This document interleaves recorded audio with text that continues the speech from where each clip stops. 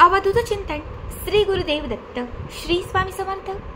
नमस्कार, तुम्हा सर्वांचं आपल्या स्वामी शक्ती या चॅनलमध्ये मनापासून स्वागत आहे। भक्तांनो, बघा, आपल्यापैकी असंख्य लोकांच्या आयुष्यात सतत अडथळे येत असतात। आपल्यापैकी 99% लोक असे आहेत की ज्यांच्या घरात सतत क्लेश होत असतात। बऱ्याच वेळा आपल्या घरातील एखाद्या व्यक्तीचा विवाह जुळत नाही। कधी तुमचा मुलगा असेल, तुमचा भाऊ असेल, तुमची बहीण असेल, खूप प्रयत्न करताय पण त्या व्यक्तीचा काही केल्या विवाह जुळत नसेल।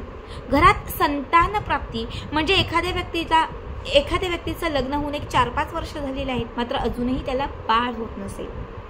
घरामध्ये पैसा टिकत नसेल, तुमच्या घरामध्ये यश येत नसेल, घरातील कुठल्या सदस्याची प्रगती होत नसेल, तर लक्षात ठेवा, तुमच्यावरती कुलदेवीची कृपा ही अजिबात नाहीये। किंवा तुमच्या घरात म्हणजे तुमच्या संपूर्ण कुटुंबात तुमच्या घरामध्ये कुलदेवांचा सास नाहीये। आपण सगळ्या देवांची सेवा करत असू आणि जर कुलदेवीला विसरत असू तर आपल्या आयुष्यातील अडथळे, आपल्या घरातील अडथळे कुणीच रोखू शकणार नाही। आपल्या कुटुंबावर, आपल्या घरावर आणि आपल्यावर कुलदेवीचा आशीर्वाद असणं खूप महत्त्वाचं असतं।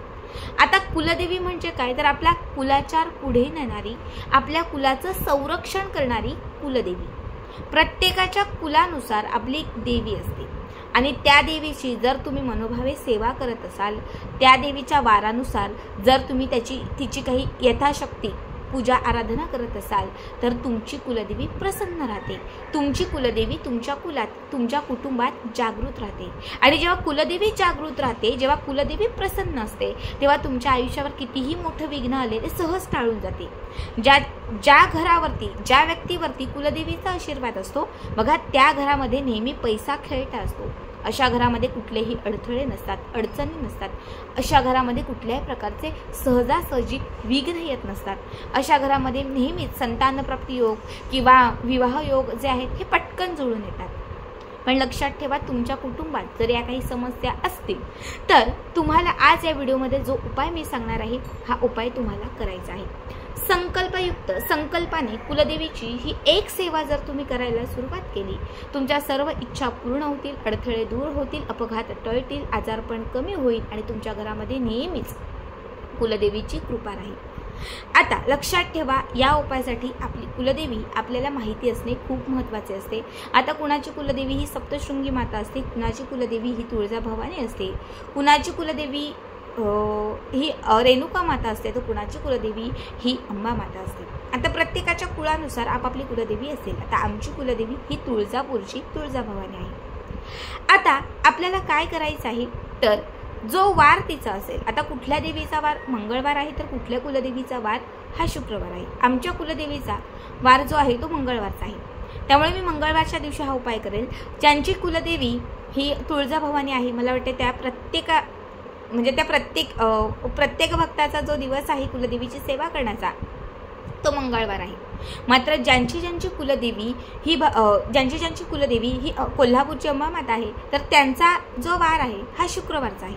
आता प्रत्येकाला माहिती असेल काय करायचं आहे, जो वार असेल त्या दिवशी आपल्या देवघरात कुलदेवीचा फोटो किंवा कुलदेवीचा टाक असेल, तिथे छान शुद्ध तुपाचा दिवा लावायचा आहे। कुलदेवीच्या टाकावर किंवा कुलदेवीच्या फोटोवरती जर मूर्ती असेल तर मूर्तीवरती तुम्हाला थोडंसं पाणी आणि पंचामृताने अभिषेक घालायचा आहे। मूर्ती स्वच्छ पुसून तुम्ही देवघरात ठेवू शकतात किंवा चौरंगावरती तुम्हाला ठेवायची आहे। आणि त्यानंतर आपल्याला एक नारळ घ्यायचा आहे, सोबत एक फूल घ्यायचं आहे।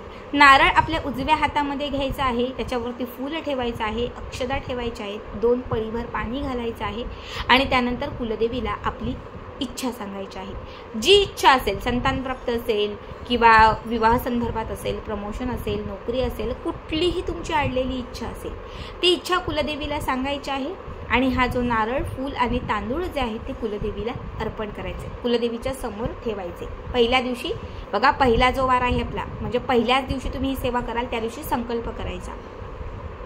आता हा नारळ वगैरे सगळं कुलदेवीच्या समोर ठेवून झालं की त्याच्यानंतर आपल्याला संकल्पाने 11 मंगळवार करताय तर 11 मंगळवार, शुक्रवार करताय तर 11 शुक्रवार, जो वार असेल त्यानुसार 11 वेळा तुम्हाला कुलदेवीची ओटी भरायची आहे. एक ब्लाऊज पीस म्हणजे खण किंवा साडी शक्य असेल तर साडी, त्यावरती नारळ, त्याच्यावरती विड्याचं पाट, सुपारी, त्याच्यानंतर हळदी, कुंकू, फूल किंवा गजरा आणि जे काही आपलं ओटीचं तांदूळ आणि ओटीचं जे काही साहित्य असतं ते सगळं त्याच्यावरती ठेवायचं आहे. दोनही हातांमध्ये ब्लाऊज पीस घेतलं असेल किंवा साडी जे काही घेतलं असेल ते यथाशक्ती कुलदेवीच्या नावाने इच्छा व्यक्त करून तिची ओटी भरायची आहे आणि हे कुलदेवीच्या समोर ठेवायचं आहे. कुलदेवीच्या समोर हे एक मंगळवार केलं.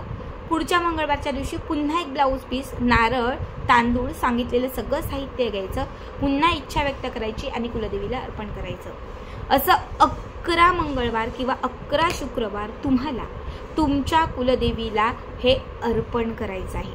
तुमच्या कुलदेवीला हे अर्पण करायचं आहे आणि यथाशक्ती कुलदेवीला नमस्कार करायचा आहे.